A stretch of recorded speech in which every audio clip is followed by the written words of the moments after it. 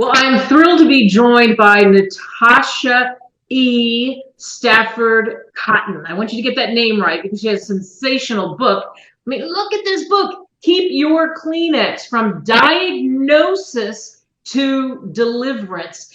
We had such a fascinating off-air conversation. I have to tell you, Natasha, when I left our conversation, I'm going to let everyone in on this, and this is why they need this book. I was so pumped up and so positive.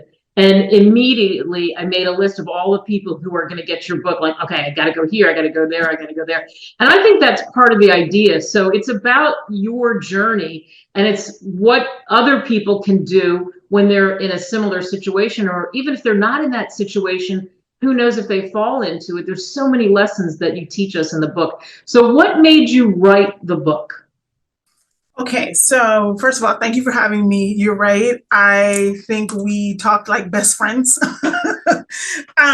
So you know what? I didn't plan on writing a book. It kind of wrote itself. I started out taking journal notes. So I'm a writer, and there was so much information being spit at me, terms and follow-ups, and then in between that I would just sprinkle in a thought or two, my own deep fears, maybe a quick prayer or two.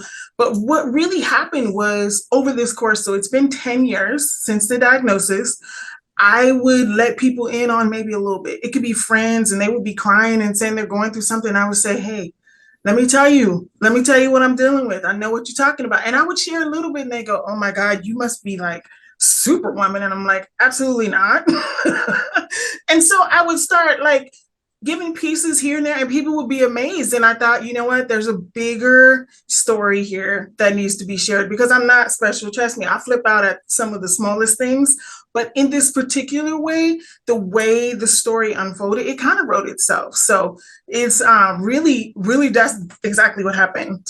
Yeah. So tell us the story. You have kids, and you have a husband, and then you have the diagnosis. What was that like, and what did you find out?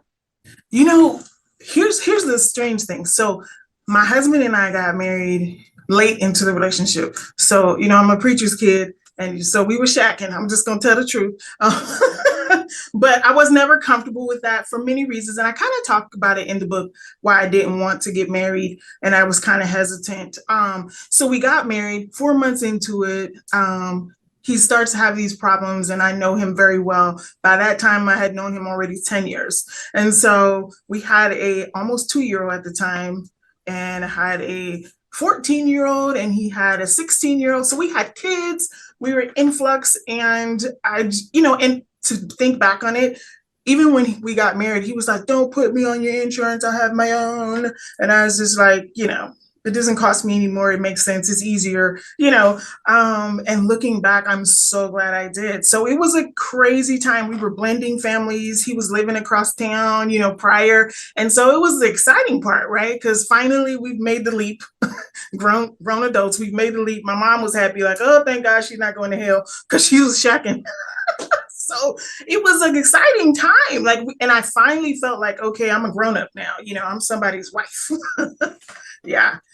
So what was he like during this time? So all of a sudden, okay, boom, like you say, finally you do it, you make other people happy, and then you get this diagnosis. And anytime anyone's dealing with cancer or any diagnosis in any realm of it, of course, the panic sets in about, I can't do this, I'm going to die, it's awful. And what did you do to pick that whole situation up?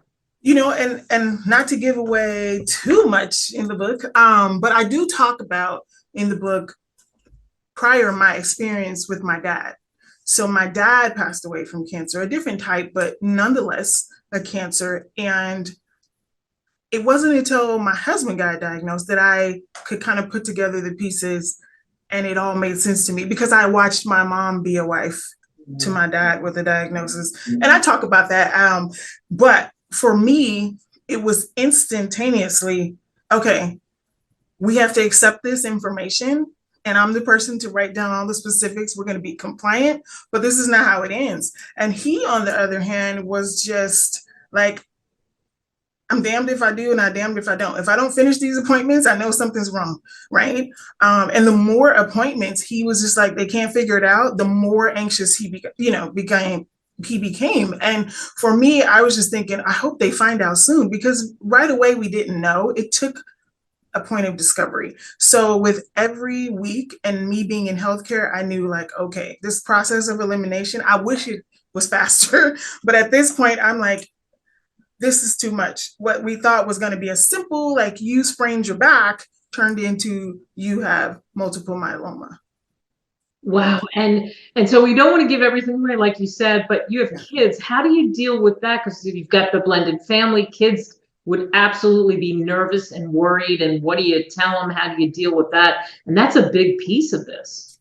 It was huge. So, my husband's very direct. He wanted to sit them down and tell them, my eyebrows are going to go. And I'm thinking, don't do that. We had to have this pre-conversation. I'm like, you don't know, like, no, we need to tell them, age appropriately, because we had various ages, teenagers, not. And I said, no, we're not going to do that. What we're going to tell them, is that you're going to be having a lot of doctor's appointments. The doctors have found, something wrong with your back. Because at this point, I didn't want their life to be disrupted.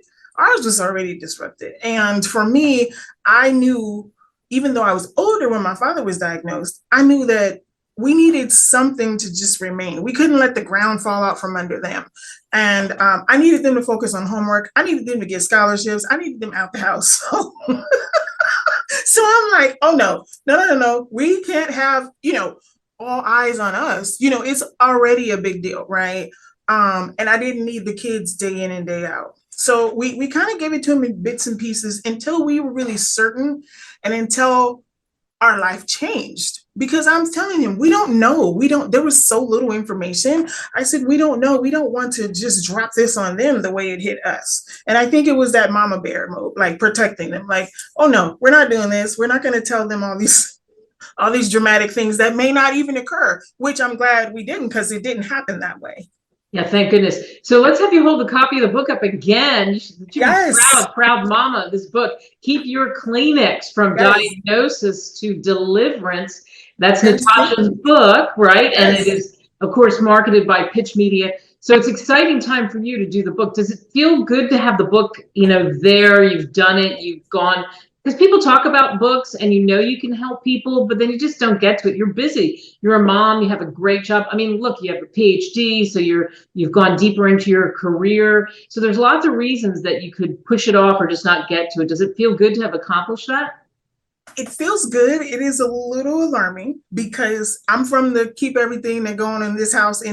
My parents grew up, and I feel like I just broke the rules. So it was one of those things when I was like, oh my God, did I say too much? And I think that probably was the hardest for me. The writing itself, that came easy, because most of my thoughts, I'm very, in tune with me. But once I hit the button and I started reading back and forth, I'm like, is this too personal? Where are the boundaries? How much do I want to say? And of course, I had to relive some very tough moments. And it was very real for me, cathartic, but also real. So the hard part was like, oh my God, strangers are going to know my business. So that means I told the truth. But that vulnerability means I gave an honest story, right? I didn't change it in any way, because that nervous energy, every time I'm like, oh, people know our business. I was like, I'm sorry, Mom. I told my sisters, I don't know. But it feels good because, the early feedback I'm getting is exactly what it was supposed to do, is doing what it's supposed to do. And so along those same lines, what do you hope people take away from reading your book? I really want them to understand it's not steps.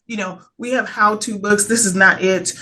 You have people trying to motivate you past, difficult. It's not it. It's really what I did incrementally every day, from the smallest of tasks to, how did I get 10 years past the diagnosis? And really, it's letting you know that it's not science or it's not magic. It is intentional.